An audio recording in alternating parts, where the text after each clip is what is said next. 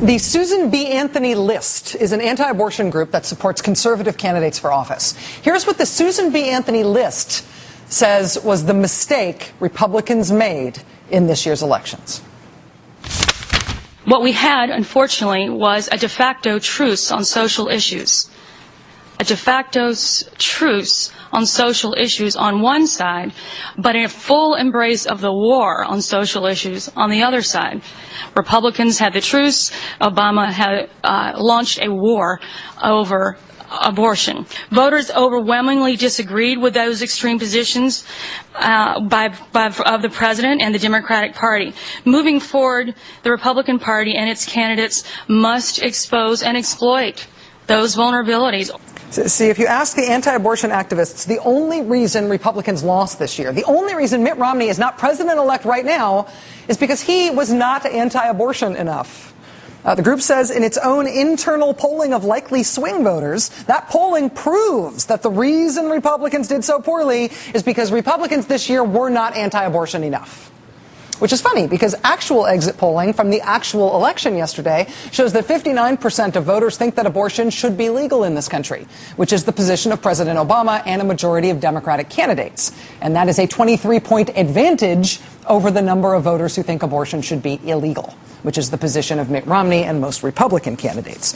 So on an issue where 2/3 of the electorate thinks you are wrong, the anti-abortion movement says the secret is that you should campaign more on what everybody thinks you're wrong about. The numbers get even worse for Republicans among Latinos. Yes, on this issue specifically, where less than 1/3 of Latino voters say they agree with the dominant Republican position on this issue. After the Republicans won a record number of state legislature seats in 2010 and a bunch of governorships too, Republicans in those states since the 2010 election have just been focused on abortion like never before. They enacted a record number of new anti-abortion laws, more than at any time since Roe versus Wade became the law of the land. The same thing happened at the federal level as soon as Republicans took control of the House after the 2010 midterm elections. H.R. 3, as in the House Republicans' third bill overall, their third bill was an anti-abortion bill. They have also tried to ban abortion after a certain time limit in Washington, D.C. They've tried to roll back access to birth control. And remember when they threatened to shut down the entire government if they were not allowed to defund Planned Parenthood? Where they were in power between the 2010 elections and the 2012 elections, Republicans governed very, very, very aggressively on this issue. They governed so aggressively on this issue it was unprecedented. What happened then, though, which maybe the Republicans were not counting on, was that Democrats decided they were going to make the Republicans explain themselves. Democrats decided they were going to hold Republicans to account for what they had been doing in terms of their governance and their philosophy on this issue, and what they plan to keep doing if Americans elected them again. And when Republicans started having to answer specific pointed questions about their position on abortion, some creepy stuff happened this year. We learned a great deal of very specific, very creepy detail of what Republicans really do believe about this issue they've been so energized about. Even when life begins in that horrible situation of rape, that it is something that God intended to happen. There's no such exception as life of the mother. And as far as health of the mother, same thing. On the rape thing, it's like, how does putting more violence onto a woman's body and taking the life of an innocent child that's a consequence of this crime, how does that make it better? You know what I mean? Yeah, but she has to live with the consequence of that crime. Well, I know crime has consequences. If it's a legitimate rape, the female body has ways to try to shut that whole thing down. What is the percentage of abortions to rape? It is tiny. It is tiny percentage. There's 20,000 pregnancies every year from rape. Yeah, and how many abortions? In the millions. That's 20,000 rapes. That's 20,000 people who are violated. Yeah, I know. Why would you force a woman who's been raped to have that baby? You know, like I say, Jim, I mean, my position is pro-life, and, you know, I care about the unborn, and I feel, you know, that's really where we should be in our policy. What would the appropriate sentence be? Should we put her in jail? Should we fine her? I mean, do you have any thoughts on that at all? You know, those are things that need to be worked out through the, through the legislative process.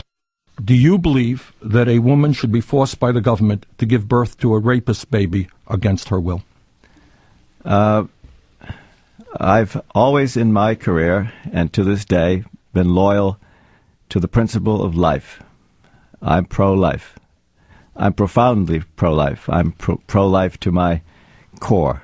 Should it be legal for a woman to be able to get an abortion if she's... Yeah, well, so I'm very proud of my pro-life record, and I've always adopted the position that the method of conception doesn't change the definition of life.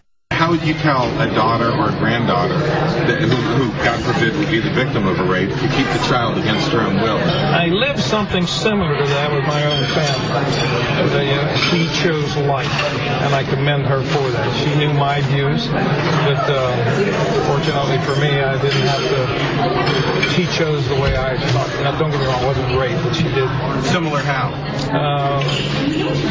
Having a baby out of wedlock. That's similar to rape? No, but well, put yourself in a father's position, yes. I mean, it is similar. That was a video sampling from the Republican Party's creepy rape and abortion comments caucus. Those guys were essentially forced by precise and persistent lines of questioning in this election season to campaign on their anti-abortion positions, forced to explain themselves even when they did not want to, because frankly, Democrats pushed them on it. So how did these guys do in last night's election? They did very, very, very badly. The creepy rape and abortion comments caucus, by our count, went 0 for 9 last night. Every one of those guys you just heard from lost last night. Richard Murdoch, who thinks God sometimes intervenes to make sure rape victims are impregnated by their rapist, he lost the Senate race in Indiana, costing Republicans what had been considered a safe Senate seat. Joe Walsh, who believes abortion should be banned for women whose lives or health are in danger, Joe Walsh lost his House seat in Illinois to Democrat Tammy Duckworth. John the Rape Thing Coster, he lost his race for the House in Washington State. Todd Legitimate Rape Aiken, he lost the Senate race against Claire McCaskill, which was once considered an easy Republican Senate pickup. Congressman Roscoe Bartlett, who did not have the stats handy on pregnancy resulting from rape, Roscoe Bartlett, he lost his re-election bid in Maryland. Rick Berg, who said we can work out the details later of whether rape victims go to jail for abortion, he lost the Senate race in North Dakota. That was once seen as primed for a Republican pickup. John McGovern, who doesn't want to talk about rape, he just wants to talk about his pure pro-life core, he lost to incumbent Senator Bernie Sanders in Vermont. Paul Ryan, who called rape just another method of conception, Paul Ryan did win back his House seat, but he lost the vice presidency in rather spectacular fashion.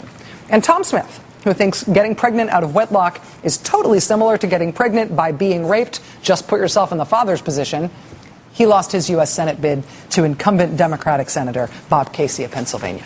Republicans who were forced to campaign on their anti-abortion politics, by and large, did not fare well this year. But by all means, Republicans, follow the anti-abortion movement's advice and campaign harder on your abortion politics next time. Really, go for that 1/3 of the electorate that thinks they agree with you on this issue before they've heard you really explain it. Maybe you can petition to change the rules of mathematics so that 36% will add up to a majority. Regardless, definitely talk more about rape, you guys. Keep it up.